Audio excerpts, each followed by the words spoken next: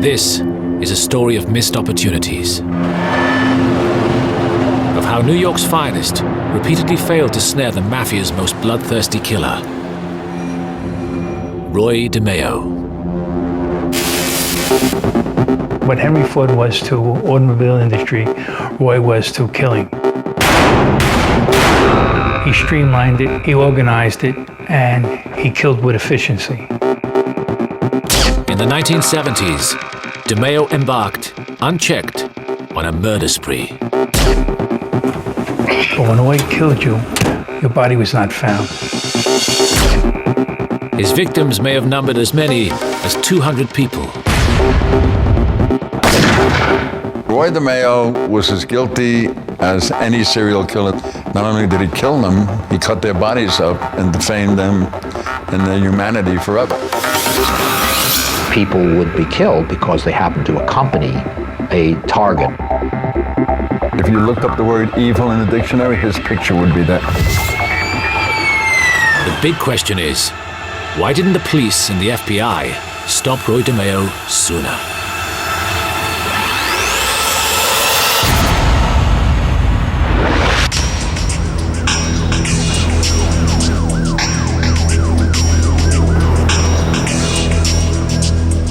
In 1975, detectives working for the New York Organized Crime Squad made a gruesome discovery. It was a quiet Sunday in Queens. Here, in an alleyway behind the Pantry Pride meat market, the police discovered the remains of a young adult male, stuffed in various garbage bags. The victim was Andre Katz, a small-time criminal. Andre Katz was a car thief, a very, very good car thief. And he was supplying cars to body and fender places, and he was supplying cars to used car lots.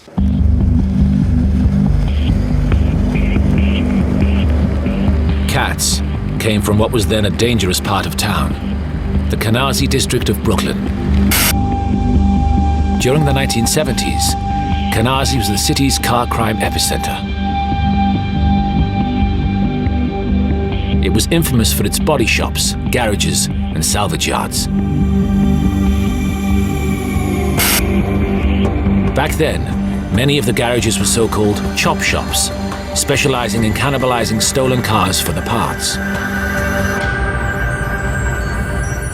But as the discovery of Katz's body showed, somebody had been chopping up more than just cars.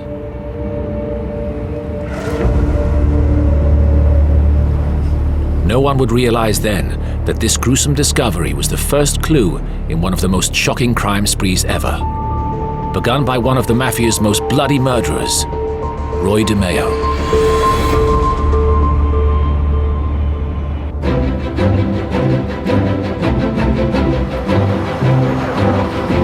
Roy DeMeo's life could have been very different. His mother had wanted him to be a doctor. An uncle was a big-shot prosecutor. Another was a forensic scientist. But Roy DeMeo never showed such promise. After a start as a delivery boy and part-time apprentice butcher, he finally settled on a life of crime instead.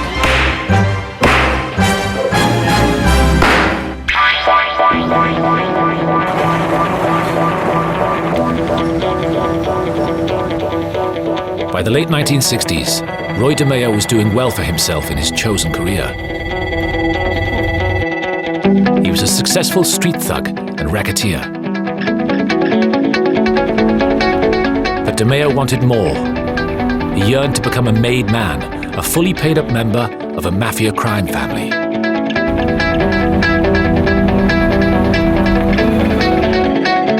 And soon, he got what he had always wanted.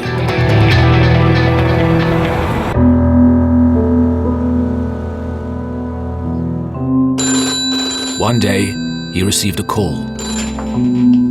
Somebody was looking for a meeting.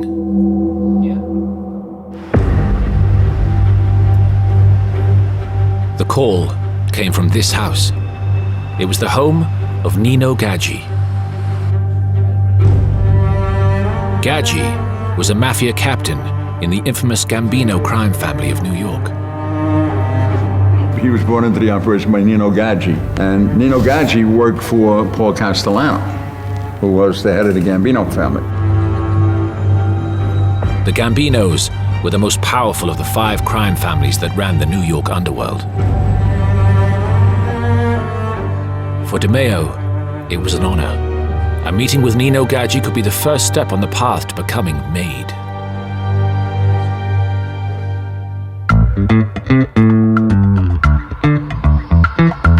Gaggi placed DeMeo on the first rung of the Mafia ladder. He was made an associate, working in partnership with Nino on various schemes to increase each other's wealth. DeMeo's business interests were a perfect match: loan sharking, gambling, theft. The honeymoon started well. DeMeo expanded his loan shark book. And soon, Roy DeMeo was doing what any mafia boss wants. He was making lots and lots of money. But DeMeo was more than just a loan shark. He was an entrepreneur.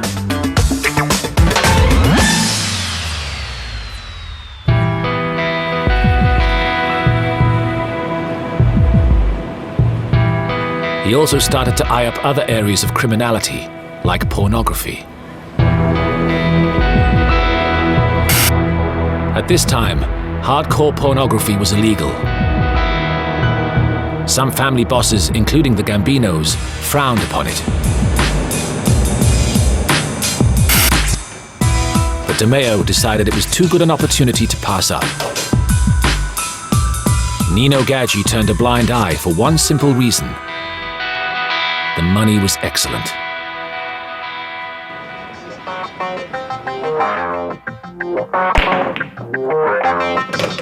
To help him enforce his deals, DeMeo built around him his own specialist team of criminals.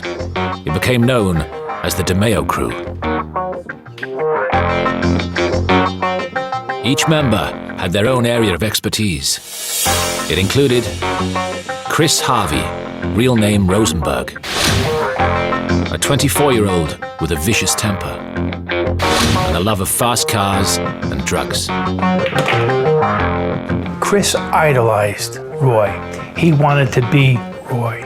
He wanted to be in the mob. Freddie Denome. He was their getaway driver. Freddie was a racing car driver and was highly respected as a car thief. He could get away with any kind of a police chase. Other crew members included Joey Testa and Anthony Center, who were so close they were nicknamed the Twins. In all, it was a curious mix of characters, but they were united in their admiration of DeMeo. They looked at him as a father image. As he moved up the line, he'd be able to move them up the line. Roy was a father figure, a mentor, and their boss.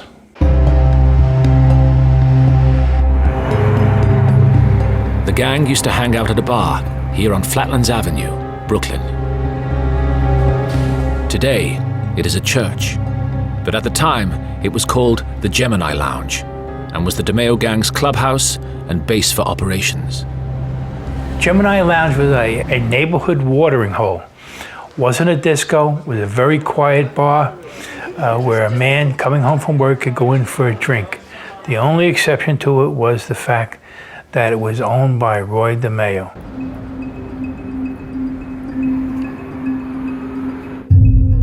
From his base at the Gemini Lounge, DeMeo started to expand his criminal operation. Roy was an entrepreneur. He looked at many ways of expanding his business, and he did it tremendously well. In 1972, he pulled off an extraordinary feat for a career criminal. He moved into the world of finance and got himself elected to the board of directors of a small bank, the Brooklyn Credit Union. Originally, Roy got involved on the orders of Nino to help launder money. But DeMeo didn't stop there. He saw an opportunity to steal cash as well as launder it. So what had happened is Roy moved into it, organized it, but then took it a step further. DeMeo began to embezzle money. He plundered the bank's capital and got other directors to do the same. By the time he had finished, it went bankrupt.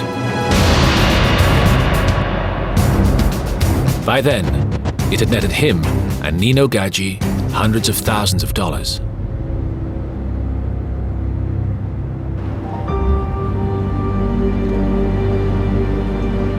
The collapse of a bank, even a small one, could have been a disaster for DeMeo.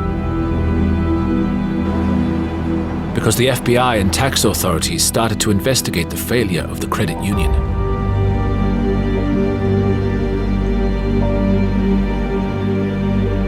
But both Gaggi and DeMeo had already moved on, and nothing could be pinned on them.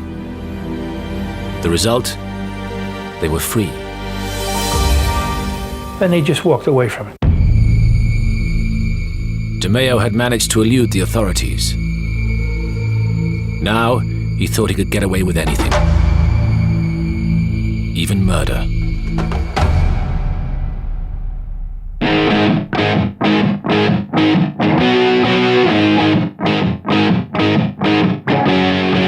By 1973, Roy DeMeo was 32. His pornography business was doing well, but DeMeo felt it could do even better.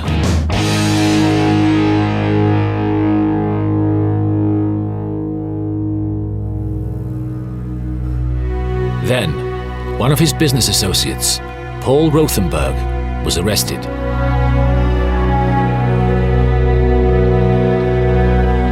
With Rothenberg under pressure, Roy DeMeo feared he might reveal his own part in the industry, so he planned to take action.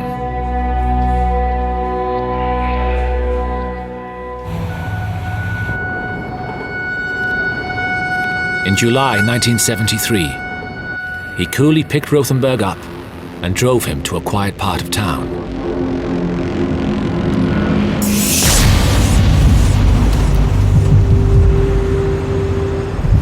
It was his very first kill. The execution changed him. He found that killing gave him power.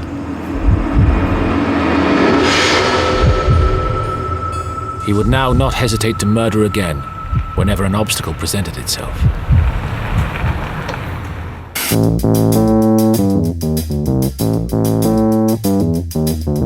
The opportunity to do more killings soon arose, due to DeMeo's increasing interest in another profitable business, car theft.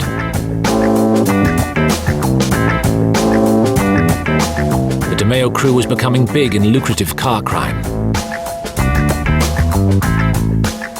They had a highly set up organization of 17 to 20 car thieves a night. In New York, there was huge amounts of money to be made. A car was often worth more for spares than as a running vehicle. And everybody had their order. Everybody knew their assignment. Cars were stolen by his crew and either given new identities or broken down in the Canarsie chop shops. They were not just to go out to steal any car. They knew exactly what kind of a car they had to steal. Somebody would want a Jaguar, somebody would want a Cadillac, somebody would want a Porsche. They would steal on order the exact car they wanted, the model, the year, the whole routine. Any luxury car you need parts for eventually. So what they started to do then was to chop them up and sell the parts. I mean, it was a very lucrative business. It was at the height of all this that local car criminal and associate of DeMeo, Andre Katz, got into trouble with the police. Andre got pinched for narcotics. And they were afraid he would rat out to the police. Fearing that Katz would squeal, he consulted his mentor, Nino Gaggi. So after having a meeting with Roy and his capo, Nino Gaggi, the order came down was to kill Andre Katz.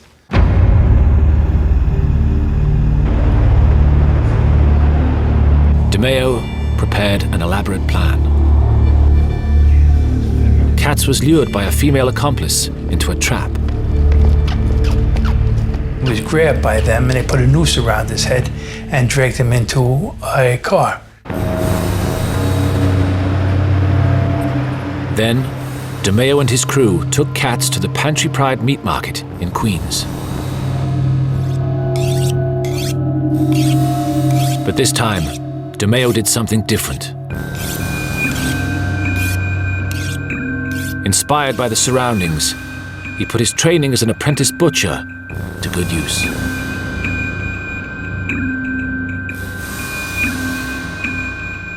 That's how Andre Katz ended up in pieces in several garbage packs. The next thing you see is the headlines is a dismembered body found in the back of Pantry Pride. And what a bum thought was a leg of lamb was actually Andre's thigh with a tattoo on it. They wrapped it all up in butcher paper and it was neatly placed in the fat disposal bin behind Pantry Pride. In fact, DeMeo had made a mistake. The body parts were found because the rubbish wasn't collected over the weekend.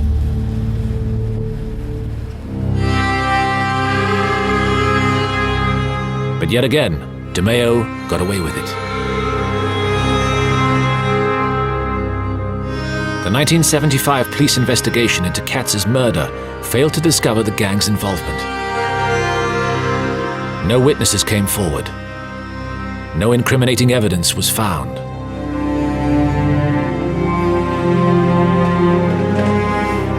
For retired homicide detective Joe Wendling, the reason was because Katz was the wrong kind of victim. If it's a store owner and he's killed, there's the outcry. But when an organized crime figure is killed, there is not that much outcry. There's not that much interest that the other detectives place. And I viewed this as a tremendous weakness. And I always went to my boss, and sometimes I had to get down on my hands and knees and beg him, is to let me look into the homicide. Now, Roy DeMeo began to get a taste for this way of killing.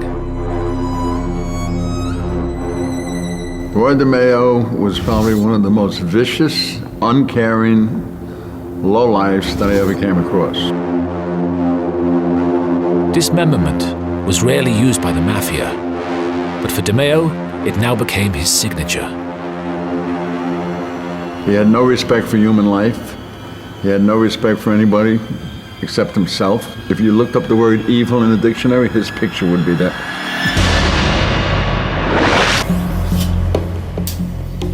DeMeo found that anyone could be made to disappear.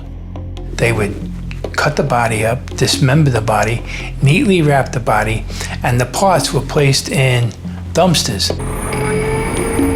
The dumpsters were emptied, and the contents taken to the immense Fountain Avenue dump in Brooklyn. All of the garbage from Brooklyn and Queens went to that dump. And the Fountain Avenue dump had a special area designated for meat byproducts. And it had to be covered immediately with dirt. Then the bulldozers covered everything. So if you dump something there, you're not going to find it ever, ever, ever. So that's why they used it. More and more people started to vanish. We had a number of people that disappeared, and we never found them. Here was a group of men that were murdering people, and the bodies were never found. Today, the dump has long since been filled and landscaped. There is little clue as to the number of bodies DeMeo sent there.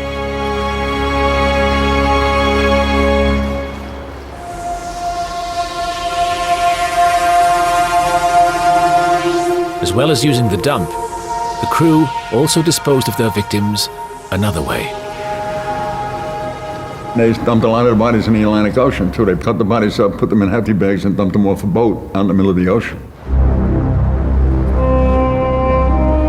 DeMeo became more and more skilled at his job.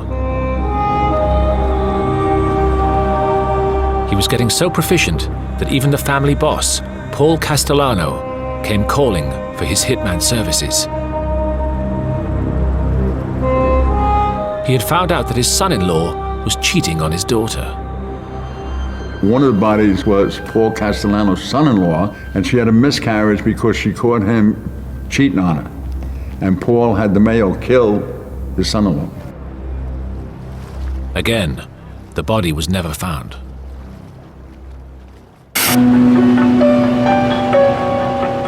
Amazingly, despite all the disappearances, the police department failed to spot a pattern, except one person, Detective Joe Wendling.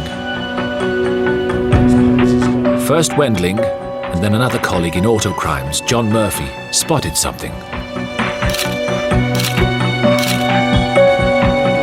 All these murders were linked to the world of car theft. I developed an informant that said, look at the amount of car thieves that are disappearing. I think they're cutting them up, and that's why we're not finding them. But despite his lead, no one took it further. Few shared Wendling's enthusiasm to investigate deeper. In fact, the forces of law and order were in crisis. Financial mismanagement meant recruitment of police was frozen. Morale was low, and the public's faith in the police department had sunk to pitiful levels. The auto crimes unit was overstretched, and the FBI were not interested in local car crime.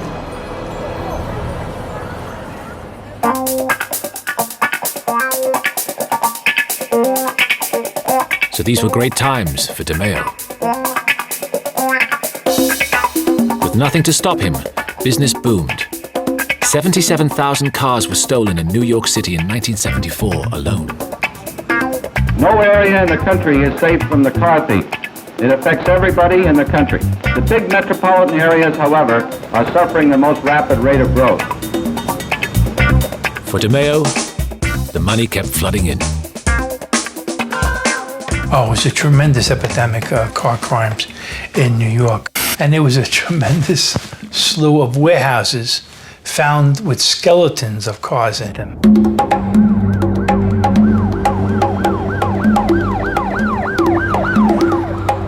However, DeMeo wasn't having it all his own way. Another law enforcement unit was looking at his crew's meetings at the Gemini Lounge. It was a separate outfit, the Organized Crime Task Force of the Queen's District Attorney's Office and Detective Kenny McCabe. Kenny was the intelligence officer of the DA's office. He maintained all the organized crime files. He covers all the funerals. He covers all the weddings. And he writes his little notes, and he has folders upon folders of all the families. Then, Joe Wendling, John Murphy, and Kenny McCabe did what the wider law enforcement community were failing to do. They started comparing notes.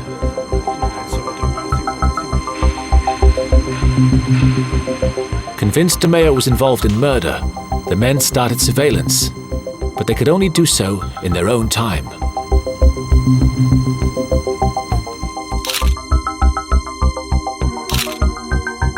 What had escaped them, though, was that DeMeo had just received a massive promotion.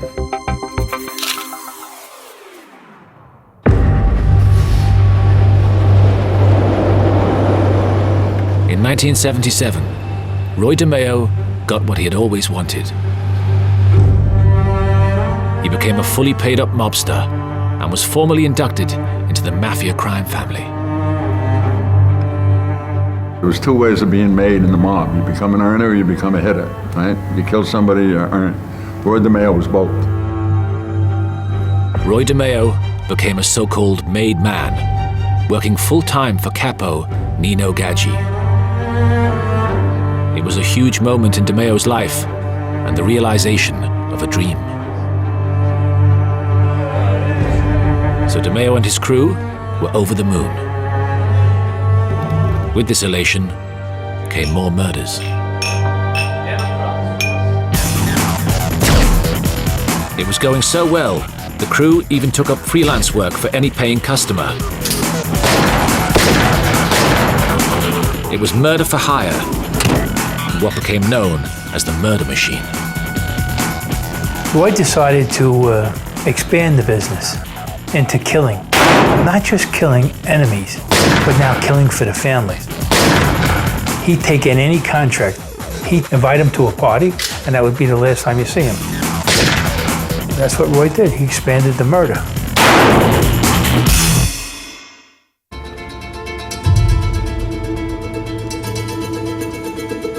1979 was a high point for the DeMeo murder machine. To cope with demand, the crew took the killings and dismemberments in-house. Now most hits were done in the rear of the Gemini Lounge, using a well-practiced method. Now behind the Gemini Lounge there was an apartment rented by a guy named Joseph Guglielmo. They would lure their victims to the place and they would bring them in. The victim would be shot in the head by Roy DeMeo, and the head swiftly wrapped in a towel. Chris Rosenberg would stab the victim in the heart to stop the bleeding. Then, the body would be left to drain for 45 minutes. They brought him into the bathroom, put him in the tub. Then they cut the body up and put all the parts in a hefty garbage bag. After they got done cutting the body up and draining the blood out of it in the bathtub, they all sat down with Roy DeMeo and they ordered a pizza, and they were eating the pizza with bloody hands. That's how despicable these people were.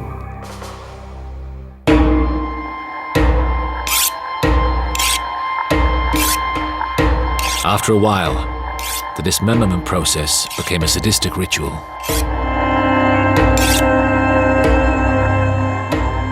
There was no need to do this. This was just, how would you say it, vicious evilness.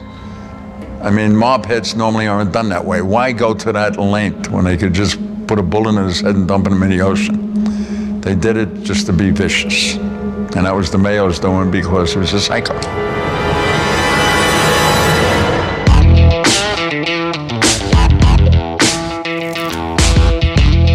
Despite killing nearly 100 people, Roy DeMeo could now do bigger and bigger deals.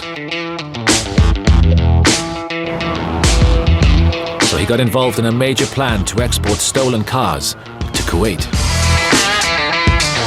He was now an international criminal. Needless to say, several people were made to disappear in the process. But the plan netted him and Nino huge profits. In no time, orders for 5,000 cars a week were coming in via his contact in Kuwait.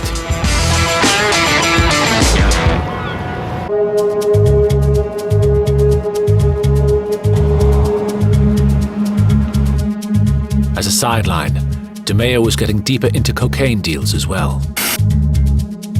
Drugs were frowned upon by Paul Castellano, as they tended to attract attention from law enforcement. Nevertheless, mainly through crew member Chris Rosenberg, coke deals came thick and fast. In early 1979, Rosenberg went to Florida to buy some coke off a group of Cubans. Chris Rosenberg goes down to Florida and goes to a narcotics deal for a kilo, and they're going to be delivering it to New York. On his return to New York, Rosenberg made a major mistake, which would have massive consequences for DeMeo. The Cubans came to deliver the drugs. They come up to New York to sell him the key. Him being the entrepreneur that he is, says, hey, I'm not going to pay them. I'm going to kill them.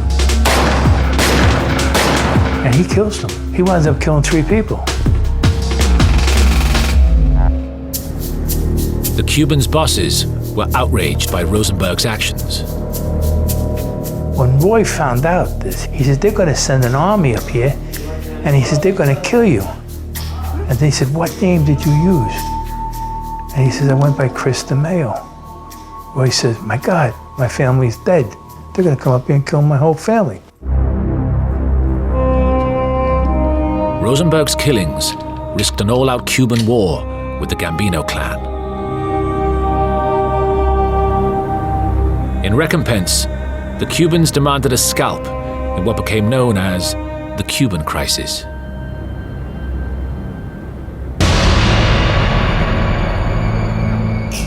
So DeMeo decided to offer up a sacrifice. His friend, Chris Rosenberg. So he decides Chris has to go. They stab Chris, he shoots Chris.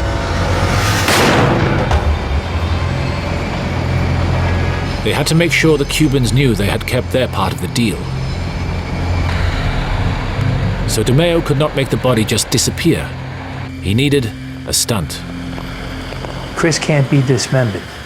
Chris has to be left, so it's going to make front page headlines.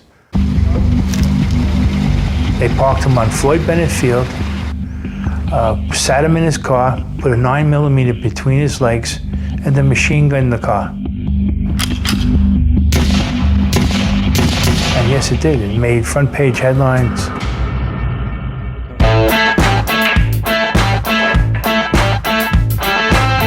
With Rosenberg gone, DeMeo returned to business. And he remained popular with his Gambino family boss, Paul Castellano, because of his specialist skills. Roy wasn't going to get killed because Paulie needed his guns. DeMeo and his men were very, very well respected. And this added power to Paulie. Nobody would make a move on Paulie. So that's how important Roy DeMeo was to Paulie. However, the Cuban crisis did leave a mark on DeMeo. He became paranoid the Cubans wanted to kill him. This caused him to make a major mistake. He mistook an 18-year-old vacuum salesman for a Cuban assassin. Roy was so nervous about it that a poor Electrolux salesman going around to the houses in Mississippi comes up to his house to sell him a vacuum cleaner. They chased this poor individual halfway across Long Island and killed this guy and then disappeared.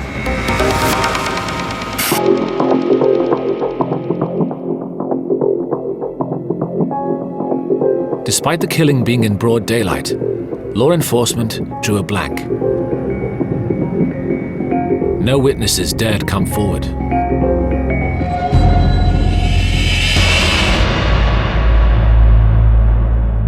But this time, the Gambino family boss, Paul Castellano, started to get concerned DeMeo was drawing too much attention.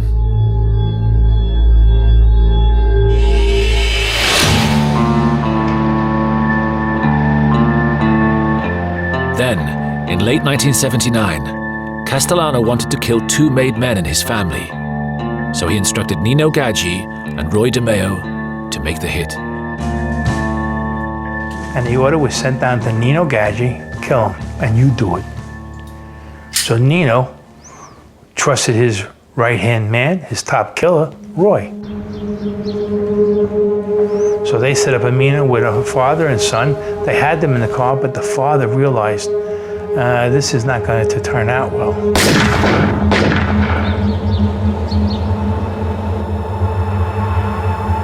A local off-duty policeman saw the murders and gave chase.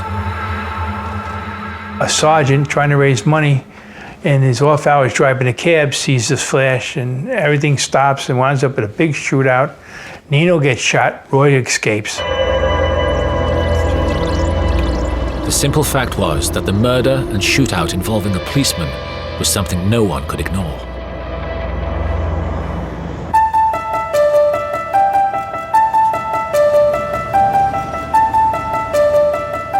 So at last, the investigators began to join all the dots between DeMeo and his crew. Between car crime and the numerous Canarsie murders. And between Nino and headman Paul Castellano. Then, the FBI made a key breakthrough.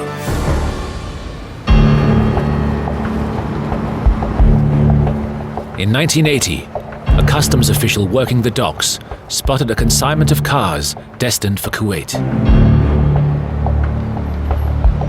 It appeared the cars had been stolen and given new registration documents.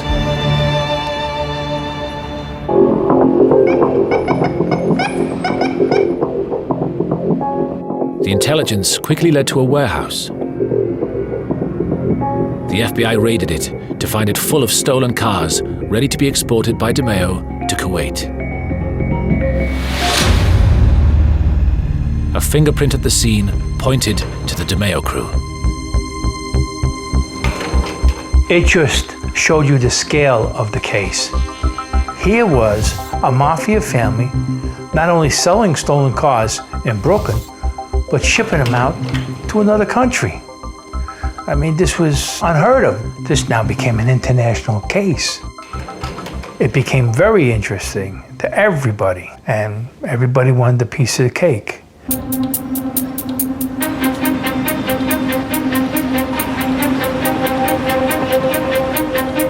By 1982, the pressure on DeMeo was stepped up. A new task force moved into offices at Foley Square, New York, to take over the running of the case. It was headed by top-shot prosecutor Walter Mack. Walter is such a total attorney. And this guy, Walter Mack, is one of the finest prosecutors I ever met, without any question. I mean, the guy had guts, and he's the one who put this whole case together. The man just throws himself into a case with his full soul. Mack's task was to bring all the crime agencies together under one roof. The team was put together of federal, state, local, city investigators. The team soon included Joe Wendling. We sat down, we sparked Walter's interest, and we asked Walter to make a promise to us that if he took this case, he would see it through its end. Walter Mack did. And soon, it became very clear that what had started as a large-scale car crime case was turning into something even bigger. The police department at the time had brought an auto crime case over to us. Really wasn't considered a Mafia case, although there was some expectation that the Mafia would emerge. It was pretty much an auto crime case. As Mack and the team investigated further, Roy DeMeo's murder machine emerged. And what happened in the next 6 months to a year was an extraordinary combination of motivated investigators who felt strongly that the individuals in the crew had evaded responsibility for truly heinous acts, and they were looking for some means and mechanism of perhaps drawing it all together.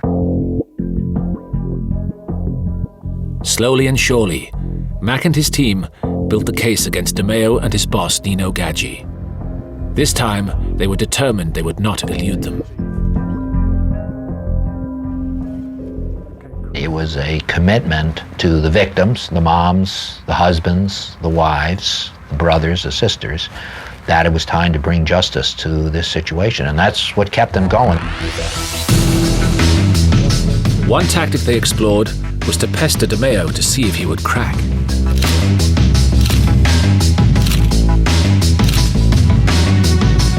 Soon, they had something to get him really worried. A major breakthrough.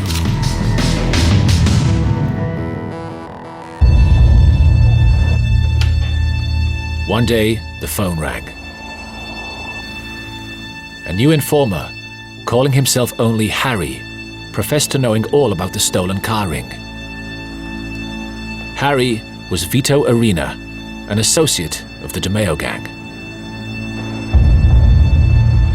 We take him into Manhattan on a Sunday night with nobody there except the U.S. Attorney and us, and we sit him down and we tell him what we want. We want all the information about the chop shops and the homicides.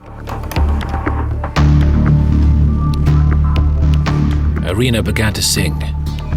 and their jaws dropped. Vito Arena sits us down for the next week and a half and fills us in on every homicide they did and how they did them and how they cut the bodies up. Says the easiest part of the body to chop up is the head. The head snaps off like a pencil. And we're like in awe of this guy. We never heard anything like this in our lives. And he tells us all about Roy DeMeo.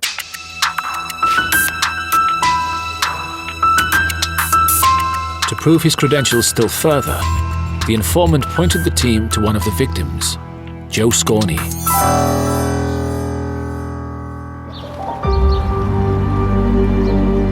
His body was found just where Arena said it would be, in a barrel of cement at the bottom of a lake. We find the body, it was all skeletal now. And there's the dungaree jacket, dungaree pants, and a wallet in his jacket. And by virtue of that wallet, he had his dentist's name in the wallet, which gave us the ID in about an hour.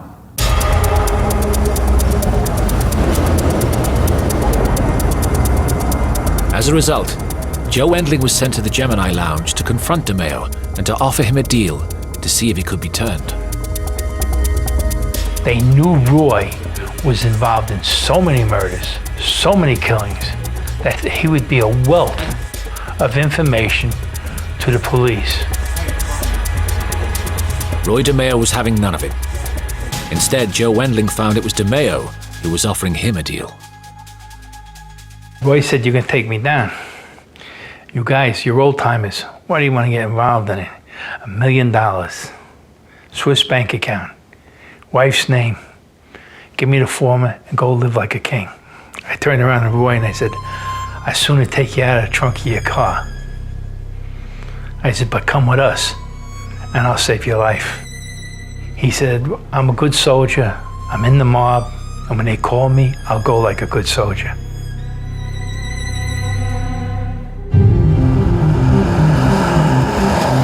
With the case coming together well and evidence building up, it seemed like it was only a matter of time before DeMeo would be in court.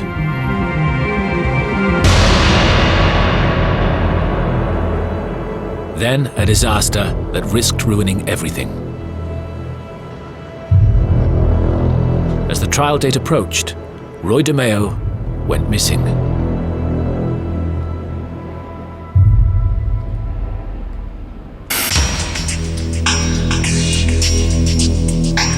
The police searched for DeMeo. Informants said he was seen on the streets looking paranoid and heavily armed. Then, the police took a call. Apartment 11, George.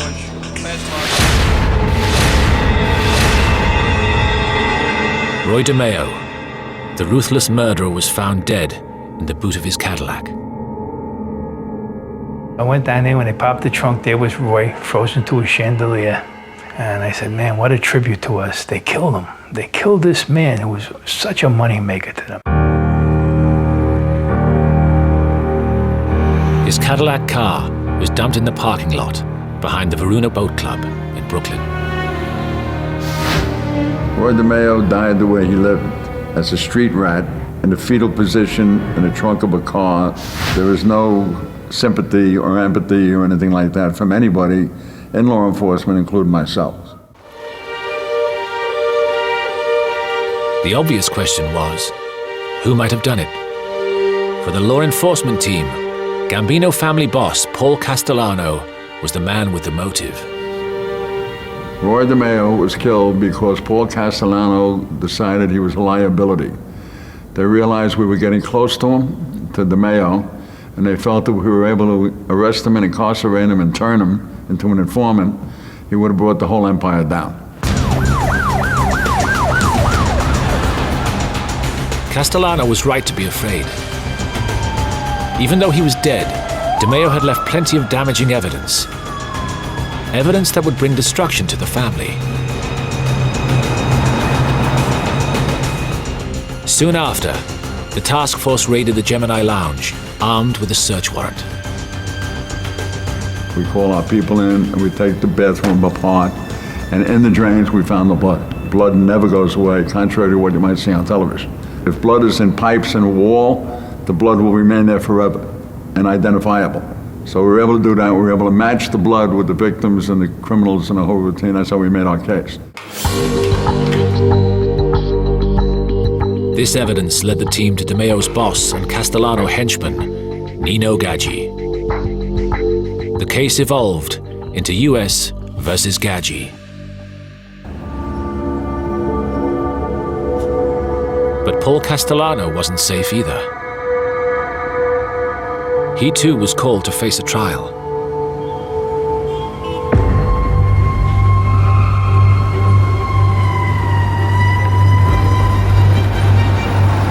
As the jury took a 2-week recess at Christmas 1985, Castellano headed out for a steak with a loyal associate.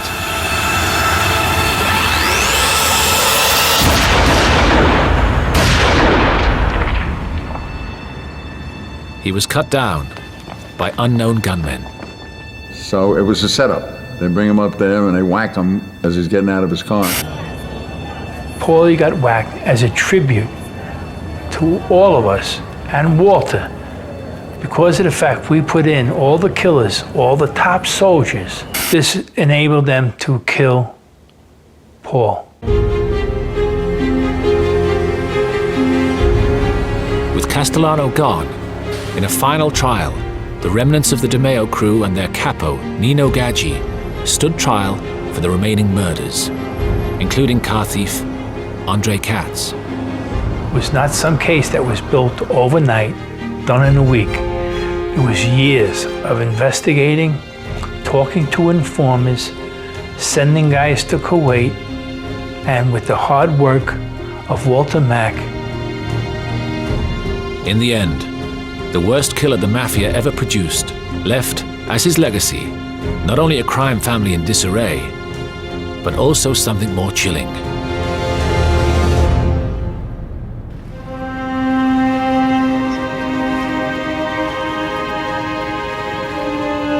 Only a fraction of his murders had ever been solved. The truth is, we will never know the real number. Roy bragged about 150 individuals, and I would say we're somewhere between 150 to 200 is probably an accurate number. I think Roy was extremely efficient and vicious in protecting his turf. We had people calling us, about their daughter that disappeared, who, hang out at the bars or stuff like that, and as to which we had no information. As far as giving victims justice, that's kind of nebulous. How can you ever accomplish that? I'm of the school thinking that there is no such thing as closure for the families of victims. Roy DeMeo was as guilty of serial killing as any serial killer. Not only did he kill them, he cut their bodies up and defamed them and their humanity forever. This was a vicious, evil human being. If you could call him a human being, I wouldn't even call him that.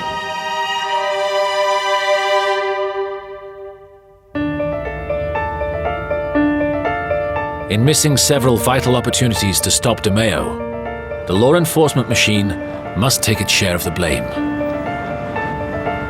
But that same law enforcement machine did eventually come together. Yet the overriding question remains: could it have done so sooner and found answers for the families of his victims?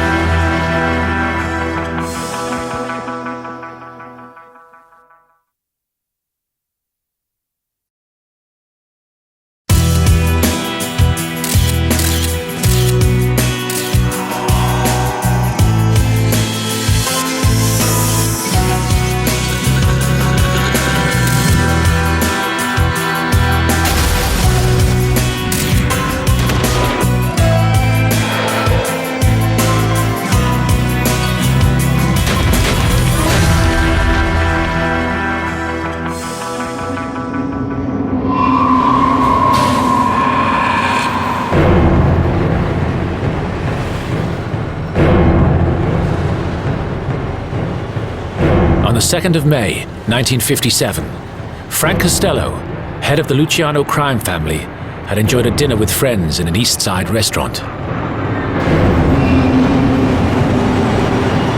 He took a cab to his apartment, the Majestic, on the fashionable Upper West Side of New York's Central Park.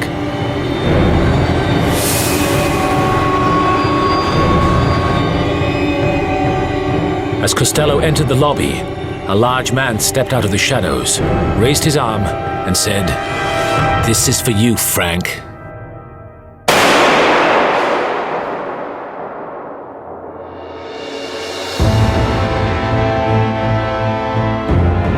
This organized hit on a top mafia boss would signal the rise of the most dangerous gangster in America, Vito Genovese. Vito Genovese was never anything but a homicidal maniac. Probably the most despicable gangster ever to run the streets of this city. But Genovese's rise would also be a major turning point in the history of the Mafia.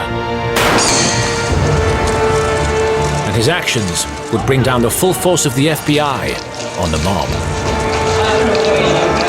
Are you going to have anything to say, Mr. Genovese? Is it true that you're the head of the Mafia in this country? It is not.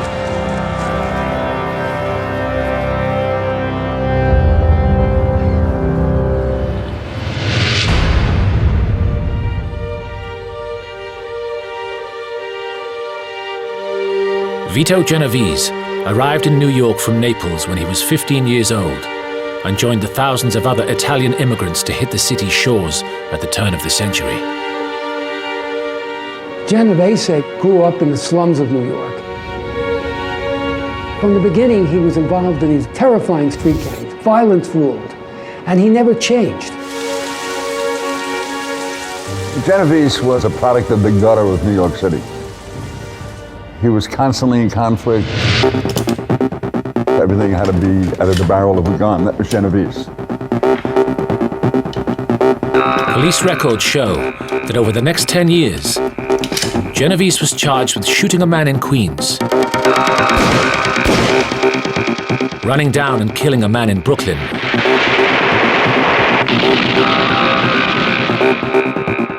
having a loaded revolver tucked into his belt on the Lower East Side, and murdering another hoodlum.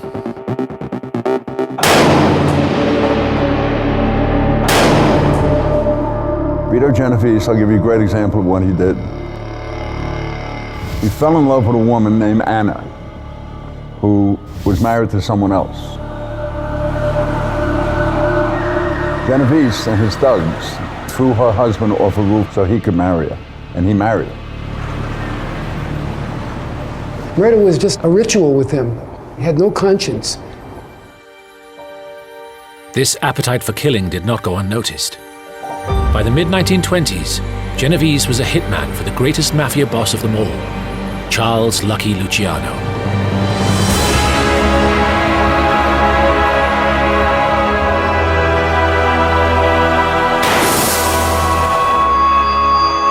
Vito Genovese rose to the top by intimidation, and the guy who allowed him to do that was Lucky Luciano. Lucky Luciano used Vito Genovese as his intimidator. Luciano may have looked very cultivated, but he needed hitmen. And when he needed hitmen, one of the first people he turned to was Vito Genovese.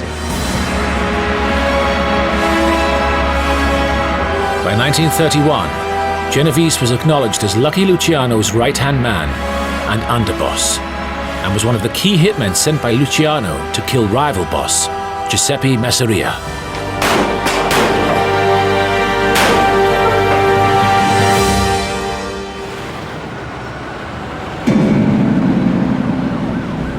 Such was his reputation that Genovese was known as Don Vito, the Great Vito.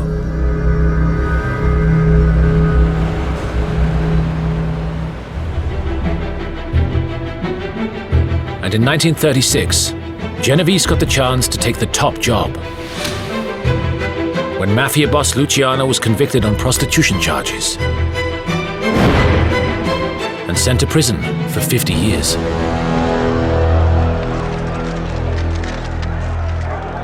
When Lucky was convicted and sentenced to a long prison term, Vito considered himself to be the heir apparent.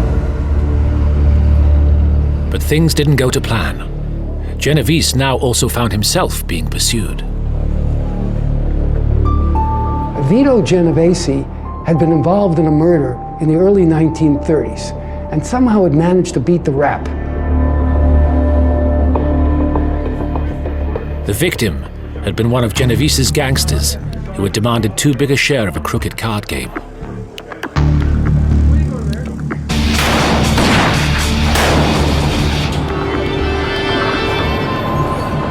Now an informer came forward and pointed the finger at Genovese as the man who had ordered the hit.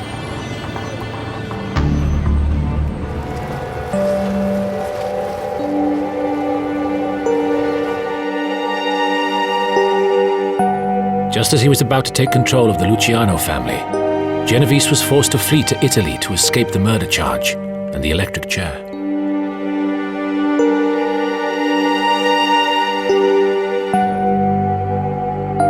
With Genovese now out of the picture, Luciano sent word from his prison cell for Frank Costello to step in as boss.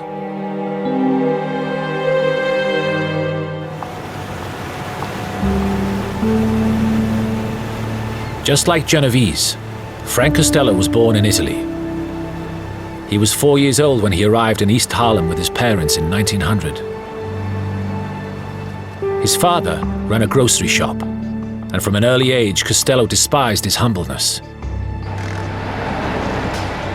He loathed the way his father was willing to settle for a life of poverty.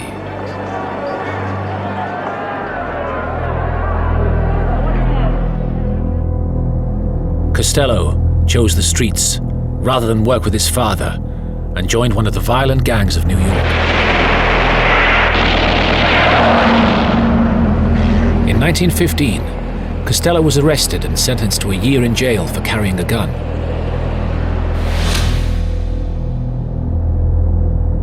But this event changed him and would make him a very different man to Genovese.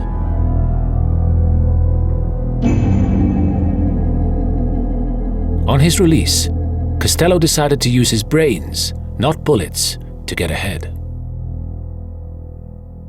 The people that he worked with were prone to violence, almost by definition, and he understood that murders were bad for business. He would never be a kind of hitman, goon, a muscle man type. He was a gentleman gangster. He was never going to be a thug. And he also latched on to something called slot machines. By the 1930s, Frank Costello was known to the underworld as King of the Slots. His illegal one-armed bandit machines were grossing $500,000 a day. He made millions. It established him as somebody who was known as an earner, not a guy who goes out and has to commit hits or violent crimes. With Genovese gone, Frank Costello was a very powerful man. He was now the head of the New York Mafia, the largest mob family in America, with more than 400 soldiers beneath him. Costello easily filled Luciano's shoes and continued to add billions of dollars to the family's fortunes.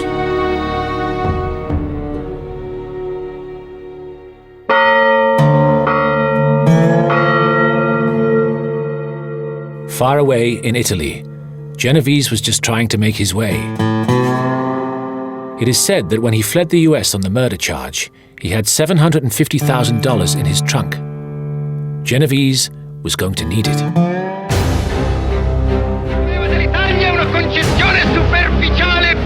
Benito Mussolini, the head of the National Fascist Party in Italy, was fiercely against the Sicilian Mafia.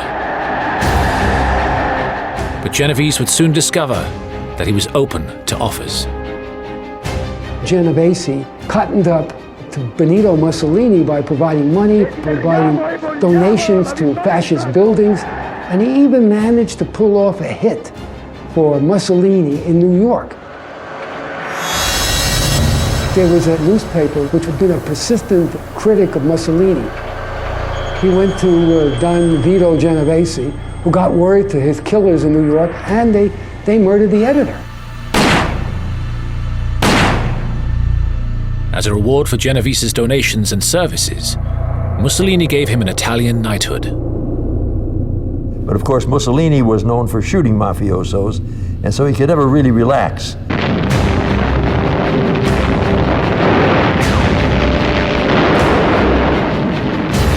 When World War II began, Genovese seized another opportunity.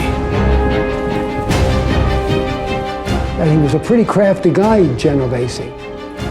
Turned out he worked both for the Axis and for the Allies. When the Americans invaded Sicily in 1943, Mussolini was overthrown. So Genovese quickly switched sides and became an interpreter and advisor to the US military government. They thought he was doing them a favor. What he was really doing, he was running a black marketeering scheme. He was stealing supplies from army bases by corrupting army officers and selling it on the black market in Italy.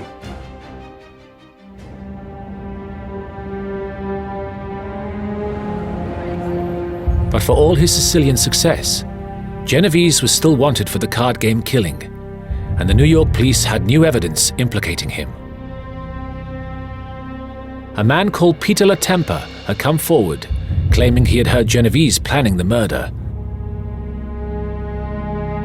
He was now held in protective custody as chief witness against Genovese. The American authorities finally caught up with Genovese in Naples in August 1944.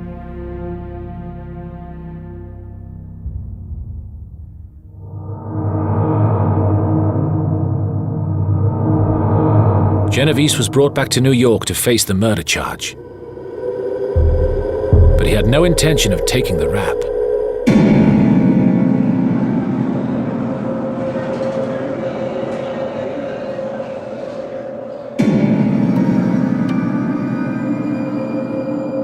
On the 16th of January, 1945, Latempa complained that he was suffering from a gallstone problem. He was given painkillers by his guards.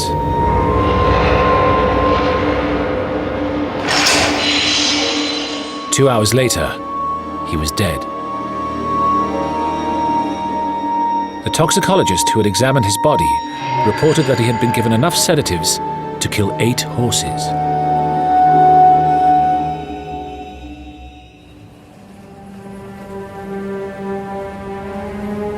With Latempa out of the way, there was no case against Genovese.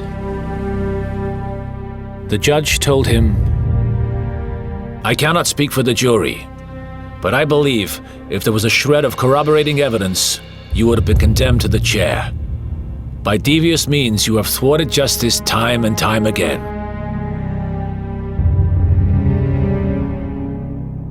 Genovese was acquitted.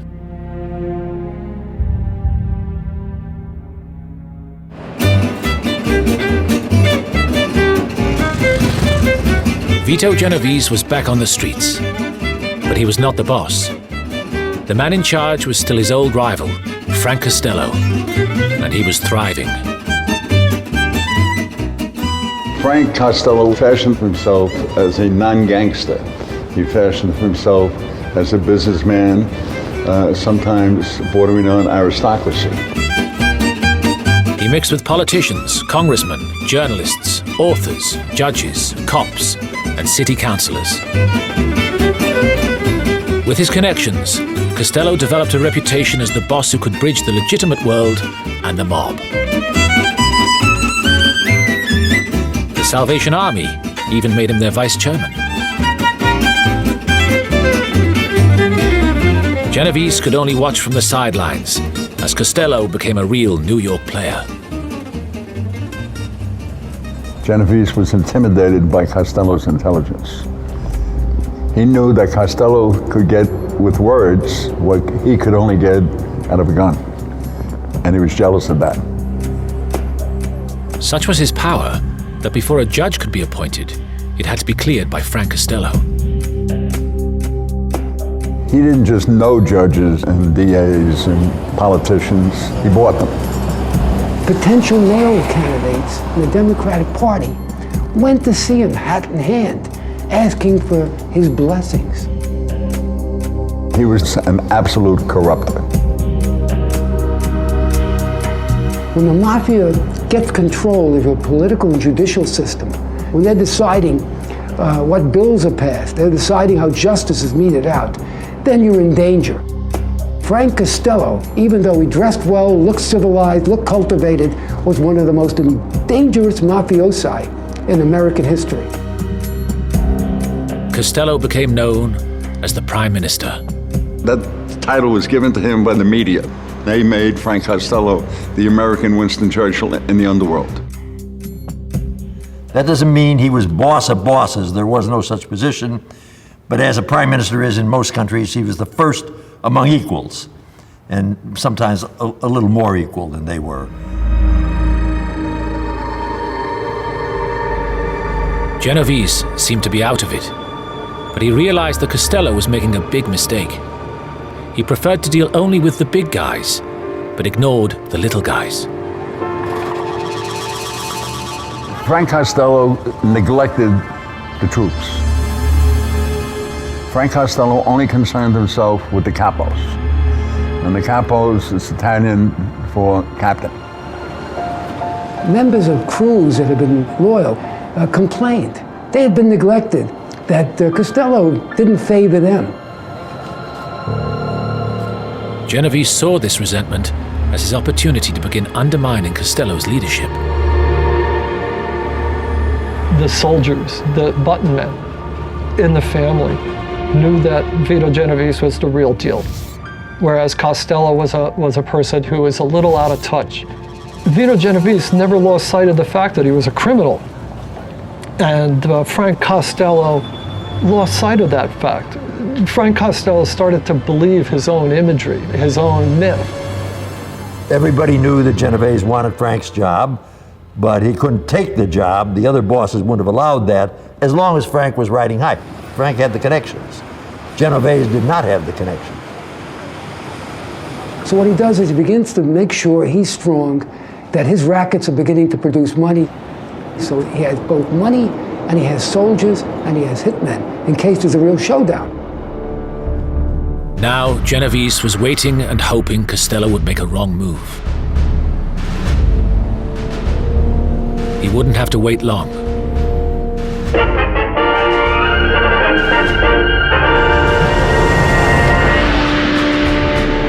In 1950, an ambitious Democrat senator from Tennessee named Estes Kefauver headed a committee to investigate organized crime in America. Kefauver called on more than 600 gangsters, underworld figures, politicians, and policemen to testify before them. The country was transfixed as the hearings hit the headlines and television channels. I remember the Kefauver investigations. I was a very young lad, and I remember actually watching those, and it was a real revelation.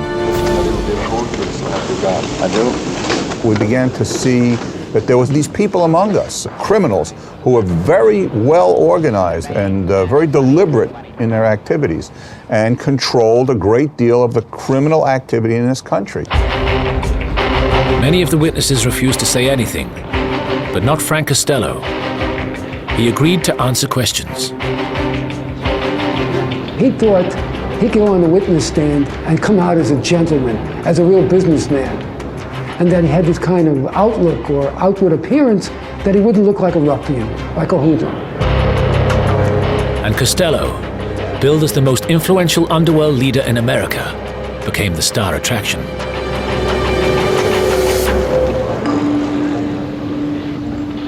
But then, Costello made a miscalculation. He surprised everybody by insisting that his face shouldn't be shown on television, and the committee instructed the broadcasters to respect his request. The television is not on any part of Mr. Costello.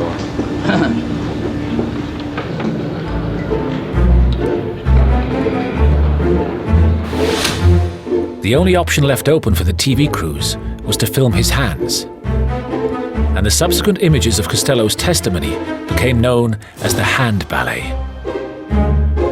Whenever the questions about his criminal activities got too tough or too near the knuckle, Costello would rub his palms together, tighten his fingers, grip a glass of water, drum on the table in front of him, or crumple and tear pieces of paper. And although the television cameras were not allowed to show Costello's face, the newsreel cameras and press photographers had no such restrictions. Mr. Costello is willing to face the camera and let you have a good look at it. Costello. As the photographer says to the little boy, can you smile a little bit? Has this country come up to your anticipations? What have you ever done for your country as a good citizen? Well, I don't know what you claim, what you mean by that. Well, you're looking back over the years now to that time when you became a citizen, and we're now standing 20-odd years after that. You must have in your mind some things you've done that you can speak of to your credit as an American citizen. If so, what are they? Paid my tax. I pay my taxes. That was his answer. Now, in his mind, he thought that was enough. He didn't think that he had to join the Army or the Marine Corps. I pay my taxes. Everybody pays their taxes. They're working for their country. But he was the original superstar made by television.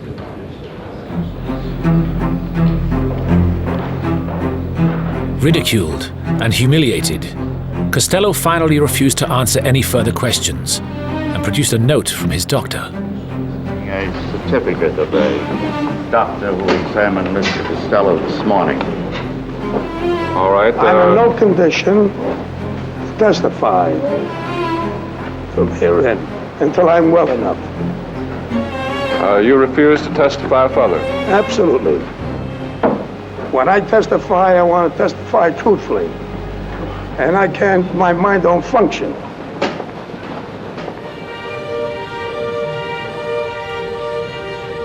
Costello had been publicly destroyed by the exposure, and he left the Kefauver Committee hearings as the Justice Department's #1 target.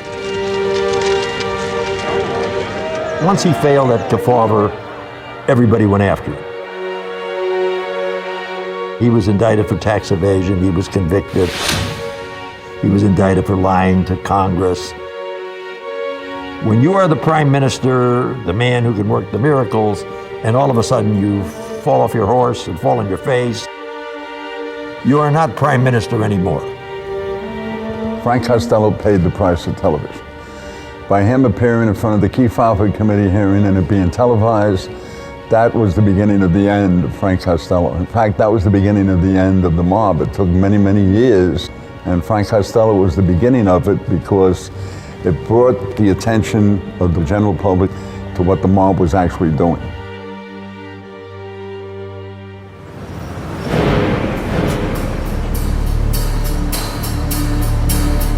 But for one mobster, Costello's failure was good news. Vito Genovese. And he was going to make the most of it. One of the things he does, he starts bumping off, killing Costello's hitmen.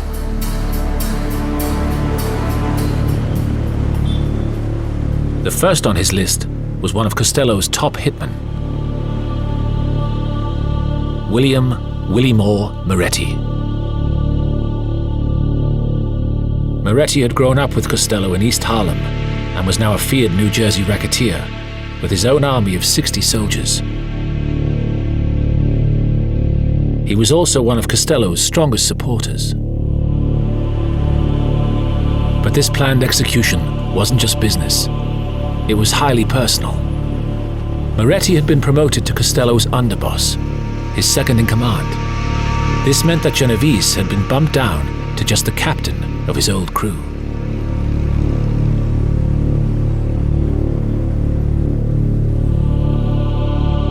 Genovese had chosen his target well. Moretti was suffering from advanced syphilis, which was spreading to his brain. This had the worrying effect of freeing up his speech, and it was now feared that he would start talking to the press.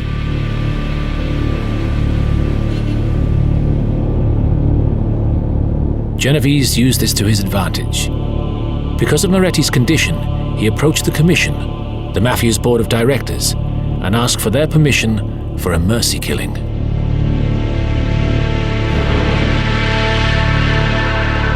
The commission was set up by Lucky Luciano in 1931 as a democratic system for dealing with all the mob's affairs. It operated by strict rules. No boss could be hit without the commission's permission. And they gave it to him.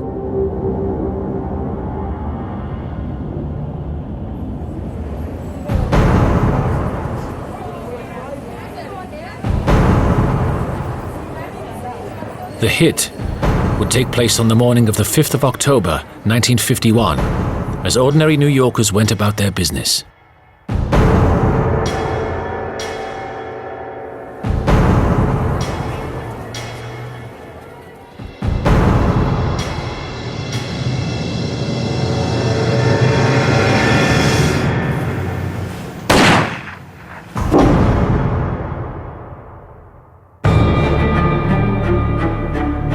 Genovese had now made it quite clear to Costello that he was coming after him, and Costello was in no position to fight back.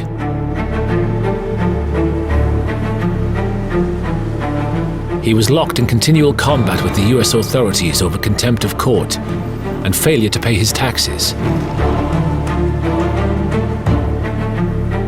Over the next 6 years, Costello was in and out of jail.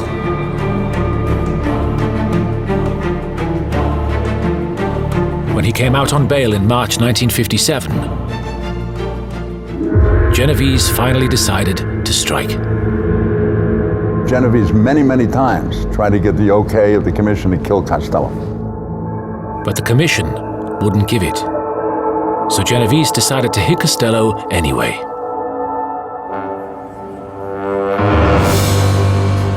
Genovese now studied Costello's routine. The 66-year-old Costello took cabs or walked to his various meetings around the city like he'd always done, without the aid of bodyguards or bulletproof cars. It made him an easy target. Other bosses had an army of bodyguards around them. Costello said if they're going to kill you, that's the first ones they'll bribe.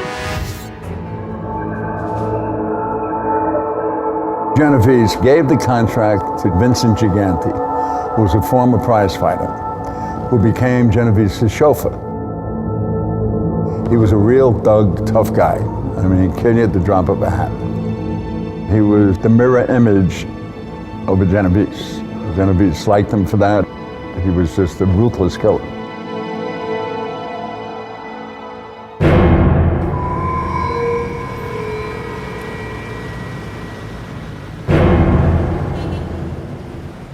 On the evening of May the 2nd, 1957, Frank Costello enjoyed a dinner with some friends in an East Side restaurant. After the meal, he took a cab to his apartment. Now, Costello lived in a very upscale apartment that overlooked Central Park. It was known as the Majestic Apartments. Costello was so sure of himself, even though he knew Genovese was around. And he came home one night, walked into his lobby, and he was met by Gigante. Gigante raised his gun and yelled, "This is for you, Frank."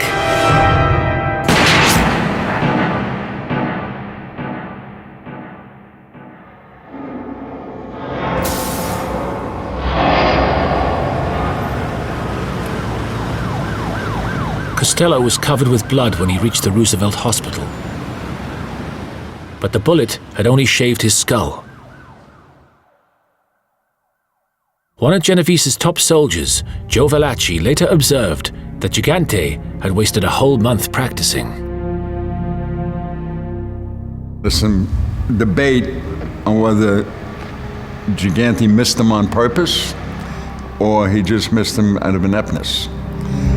I choose the latter. He just missed him. But there's a rule in the mob. If you try and you miss, you don't try again. The doorman of the Majestic identified Gigante as Costello's hitman. Gigante quickly gave himself up and was put on trial for attempted murder.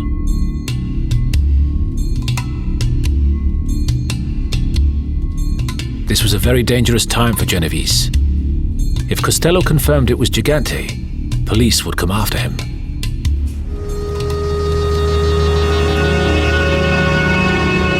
But at the trial, Costello observed the Mafia rule of omerta, the code of silence, and told the jury that he didn't recognize Gigante. Gigante was acquitted, and as he left the court, he walked over to Costello, held out his hand, and said, "Thanks, Frank."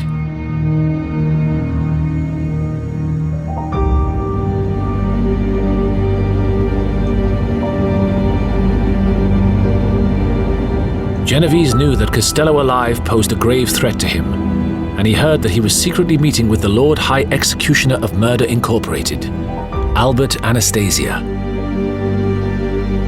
Guns, ice picks, and strangling ropes were his stock in trade.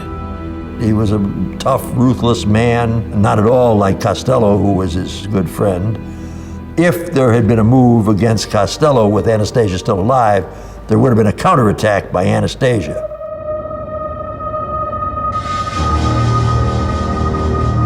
Genovese decided to strike first.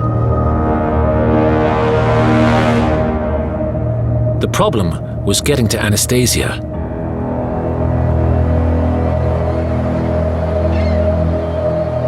He lived in a New Jersey mansion, guarded by ferocious dogs and barbed wire fences, and always traveled with bodyguards. Genovese needed somebody on the inside, and he approached Carlo Gambino, then an ambitious Anastasia lieutenant, and convinced him they would both be better off with Anastasia dead.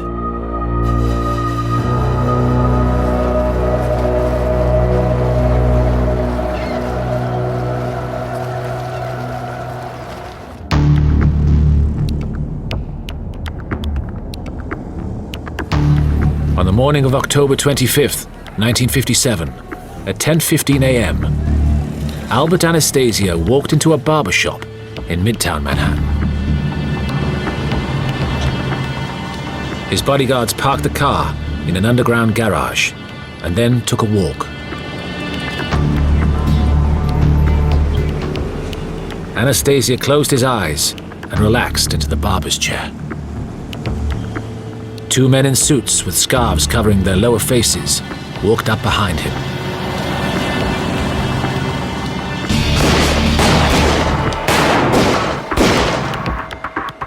Anastasia was literally blasted out of the chair.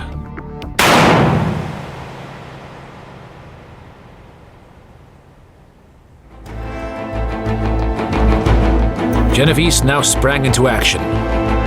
He immediately announced that he was the head of the family.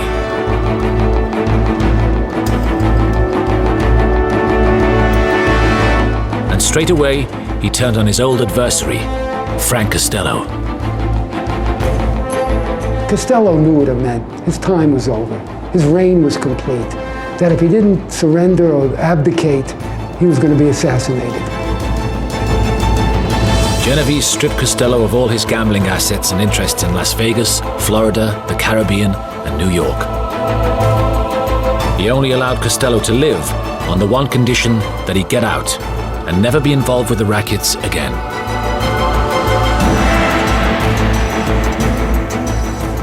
Costello sent a message to Vito Genovese, Don Vito, it's yours. You're in control.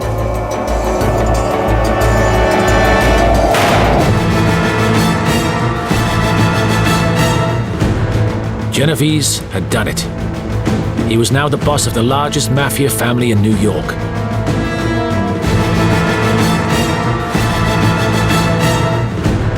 But he was also in deep trouble. Blinded by ruthless ambition, he had ordered 2 hits on 2 mafia leaders without the okay from their governing body, the Commission.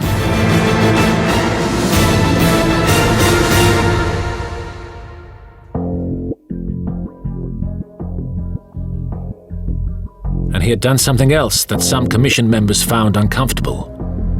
Genovese had also moved big time into drug dealing.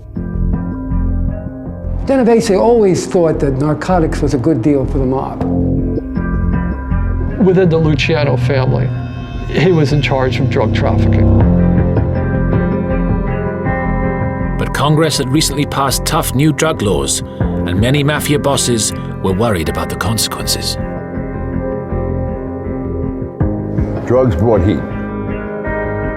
And what I mean by heat is that if you dealt drugs and you got bagged and you're facing a lot of time in jail, you're going to roll, you're going to become a rat. Well, you could get up to 30 years in prison. They felt that if they kept their hand on the drugs, they would be able to avoid that. The mafia heads around the country now feared that Genovese was a loose cannon who didn't play by the rules. And his drug trafficking operations could bring the FBI down on them. To save his skin, Genovese requested a meeting of the commission to explain his recent actions in New York. The commission was not supposed to call another national convention, which will be held every 5 years for 4 more years. But Genovese insisted that the bosses from all the other families and the New York families had to assemble because of these important developments in New York, and he wanted it known that he was the boss of a family. So they picked the same place they had met the previous year. There had been a national convention in a small town in upstate New York known as Apalachin.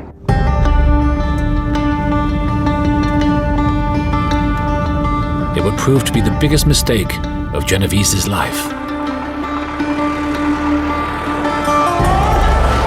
On November the 14th, 1957, more than 60 senior mafia bosses with their advisors and bodyguards traveled from Cuba, Italy, and from all over the United States to a hilltop estate in a small sleepy hamlet called Apalachin.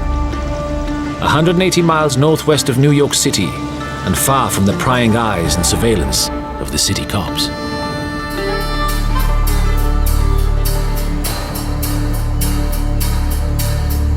Apalachin was the home of mafia boss Joseph Barbera.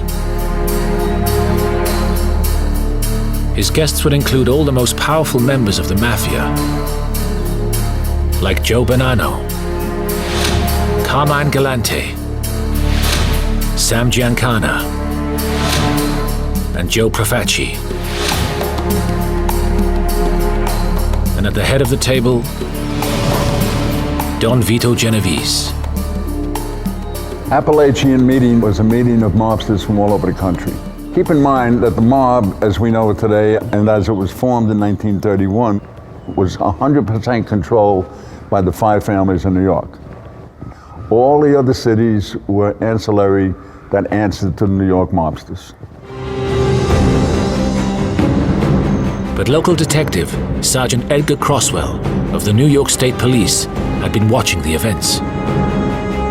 The local police noticed something strange. All these out-of-towners and dozens of cars were pulling into one farmhouse in a remote area.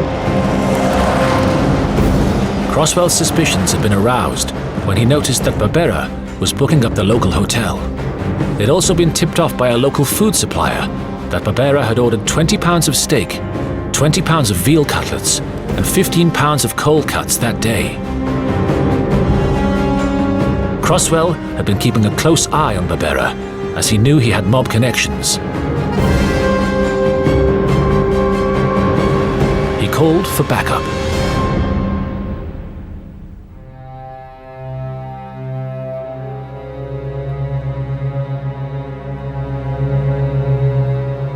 Well, we get the call, send as many people as you can to Apalachin. We have a thing going on.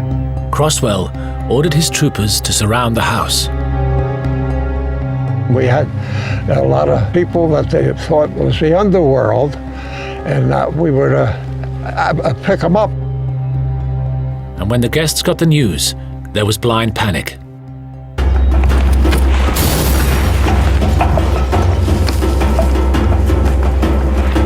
Some rushed to their cars. Others fled through the woods, ripping their silk suits against the brambles as they ran.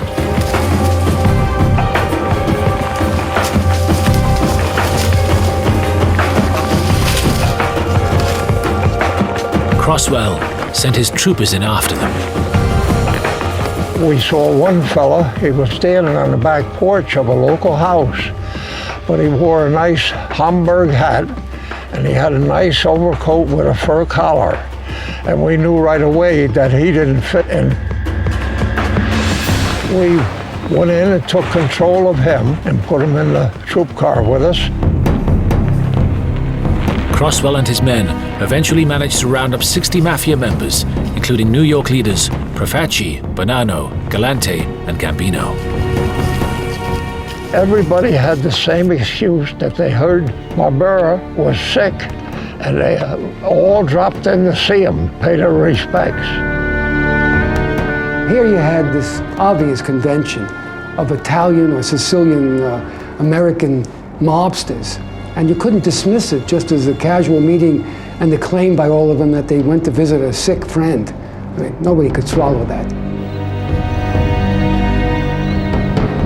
The Justice Department believed that at least 50 escaped, including Chicago boss Sam Giancana.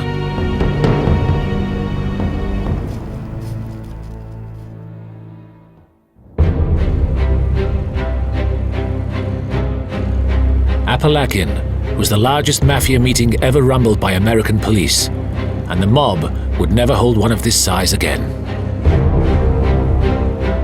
Far from Genovese's triumphant moment announcing to the commission his ascension to the head of the Luciano crime family, he had exposed them all to the authorities.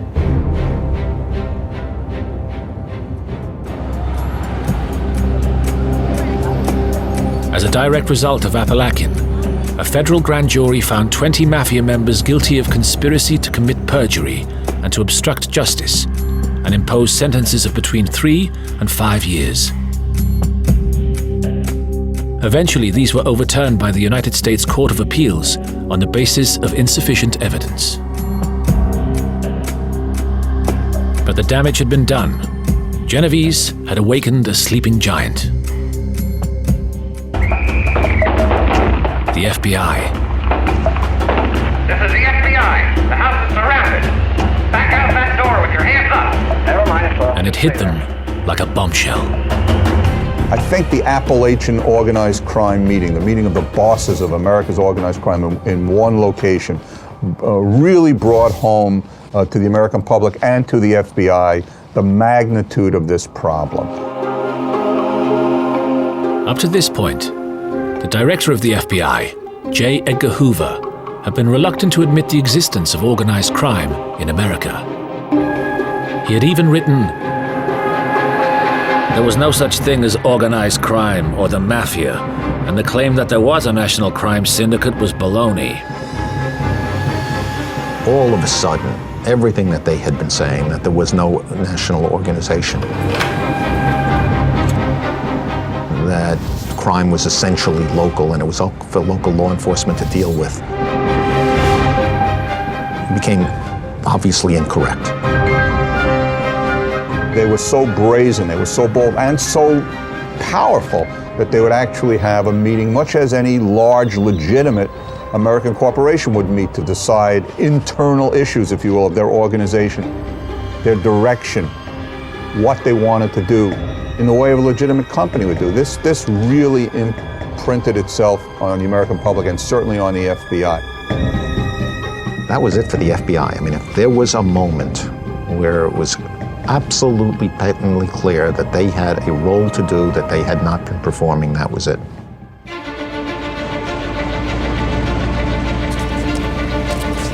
All this changed after Apalachin. The FBI were galvanized into action. Hoover immediately commissioned a special report to confirm whether the Mafia actually existed. It declared, "The truth of the matter is the available evidence makes it impossible to deny logically the existence of a criminal organization known as the Mafia, which for generations has plagued the law-abiding citizens of Sicily, Italy, and the United States."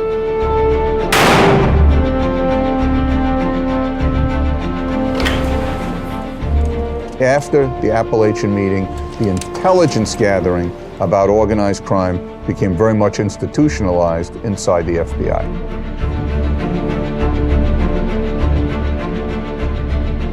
Most of the investigations were intelligence investigations, where we gathered information about who they were and the kinds of activities they were involved with.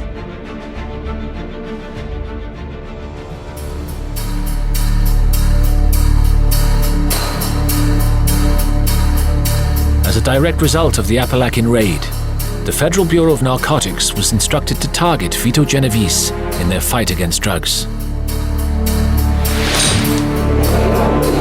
Open up! What about the government's charge that you're the right man, that you're the #1 man in this narcotics business? Charges are fantastic and ridiculous. You think That's what they are. And have you ever known anyone in the narcotics racket? Have you known anyone? I never did.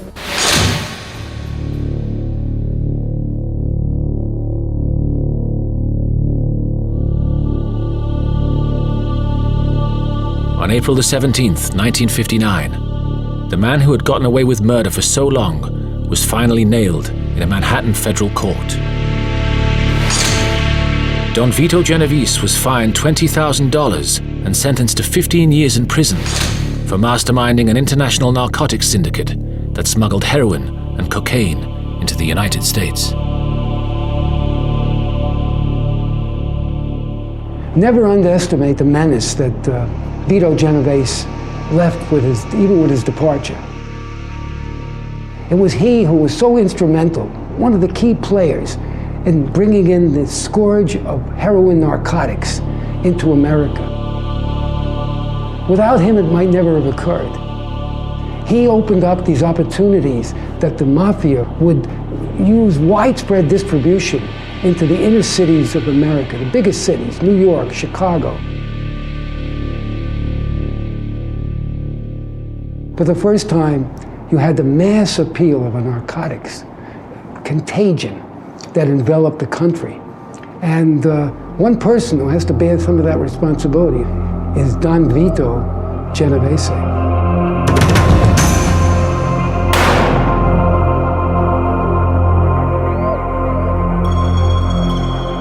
Vito Genovese continued to rule his organization unchallenged from his prison cell. He died there on February the 14th, 1969, of a heart attack.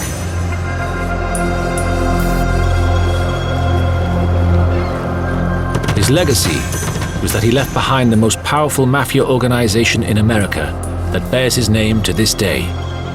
The Vito Genovese family continues to make millions from its criminal activities.